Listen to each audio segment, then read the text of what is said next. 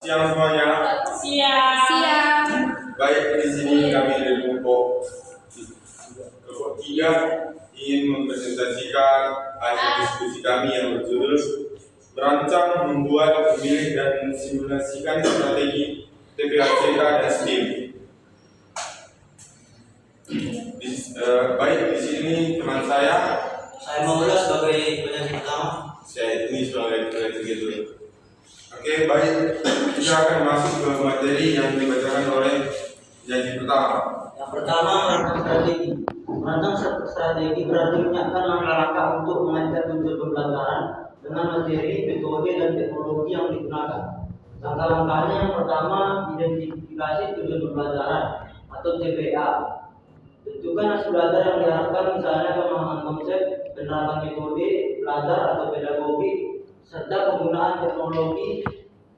Yang kedua, pilih topik atau STEAM, misalnya tema energi terbarukan atau lingkungan.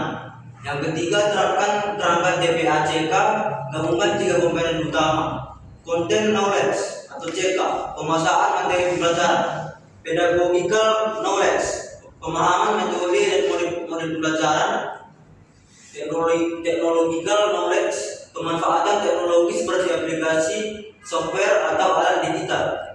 Gabungkan menjadi TPK, PCK, TCK hingga TPACK untuk menghasilkan pembelajaran yang terintegrasi. Kemudian keempat, pilih model pembelajaran. Gunakan model pembelajaran seperti engage, explore, explain, elaborate, dan evaluate atau project learning untuk memicu kreativitas siswa.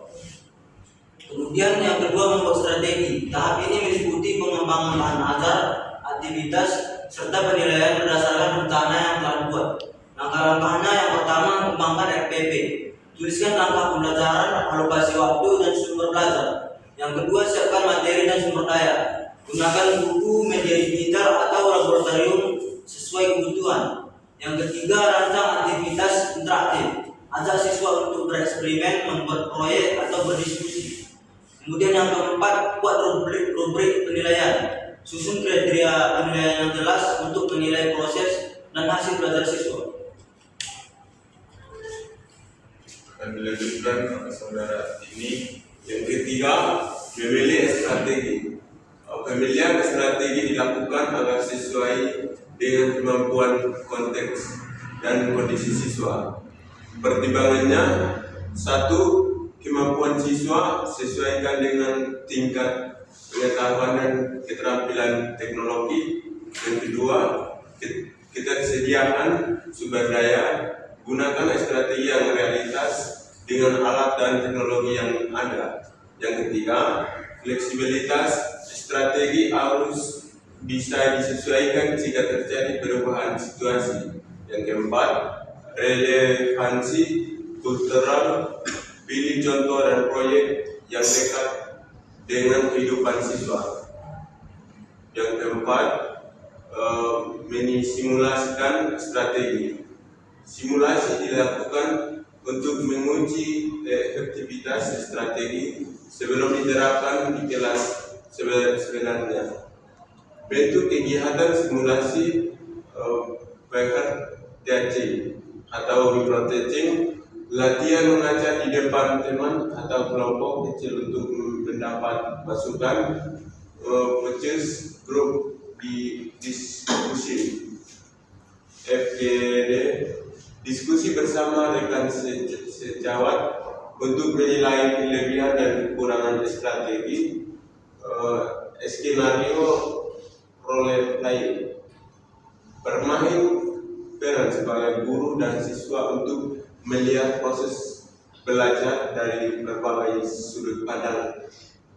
Refleksi dan revisi, evaluasi hasil simulasi, lalu lakukan perbaikan agar strategi siap digunakan di kelas. Baik, sebelum kita masuk kesimpulan, adalah teman-teman yang ingin bertanya. Kami berikan 2 sesi pertanyaan. Perkenalkan, nama saya Demetia Perlubangun, saya dari kelompok 1. Saya bertanya, jelaskan perbedaan fokus antara pendekatan TPACK dan sistem dalam STEAM dalam konteks pembelajaran abad ke-21. Oke, baik. Dan kami waktu untuk menjawab pertanyaan. Dari kelompok 2 ingin bertanya tentang apa yang dimaksud dengan model pembelajaran TPK dan bagaimana model ini dapat mendukung penerapan pendekatan STEM di kelas. Oke, terima kasih. Baik, di sini kami akan menjawab pertanyaan dari saudari Ani yang dijawab oleh penyaji pertama. Pertanyaannya, jelaskan perbedaan fokus antara pendekatan TPACK dan STEM dalam konteks pembelajaran abad ke-21. Perbedaan fokus TPACK dan STEM yang pertama yaitu TPACK berfokus pada guru, yaitu bagaimana guru menggabungkan teknologi, cara mengajar dan materi pelajaran agar pembelajaran lebih efektif di era digital. Kemudian yang kedua, STEM berfokus pada siswa, yaitu bagaimana siswa belajar dengan cara menghubungkan ilmu sains, teknologi, teknik, seni, dan matematika untuk berpikir kreatif dan memecahkan masalah nyata. Bagaimana saudari Ani? Ya, saya menerima jawaban dari kelompok 3. Terima kasih. Oke, baik. Di sini kami akan menjawab pertanyaan berikutnya dari saudari Rasmina yang dijawab oleh penyaji kedua. Pertanyaannya, apa yang dimaksud dengan model pembelajaran TPACK dan bagaimana model ini dapat mendukung penerapan pendekatan STEM di kelas? TPACK dan hubungannya dengan STEM. Model TPACK adalah kerangka yang membantu guru mengintegrasikan teknologi dengan metode mengajar dan isi pembelajaran. Dengan TPACK, guru bisa merancang pembelajaran STEM yang menarik dan relevan. Misalnya, menggunakan teknologi untuk proyek sains atau desain, sehingga siswa lebih aktif, kreatif, dan siap menghadapi tantangan abad ke-21. Bagaimana saudari Rasmina? Saya menerima jawaban dari kelompok 3. Oke, terima kasih. Baik, di sini kita akan memasuki kesimpulan. Kesimpulan kita ialah merancang, membuat, memilih, dan mensimulasikan strategi TPACK atau Technological Pedagogic Content Online atau dan STEM, Science, Technology, Engineering, Art, and Mathematics merupakan langkah penting dalam menciptakan pembelajaran yang inovatif, relevan, dan bermakna bagi siswa. Kegiatan ini membantu guru menjadi inovatif, reflektif, dan adaptif dalam menghadapi tantangan pembelajaran modern, serta mempersiapkan siswa agar memiliki kompetensi berpikir tingkat tinggi dan literasi teknologi yang diperlukan di masa depan.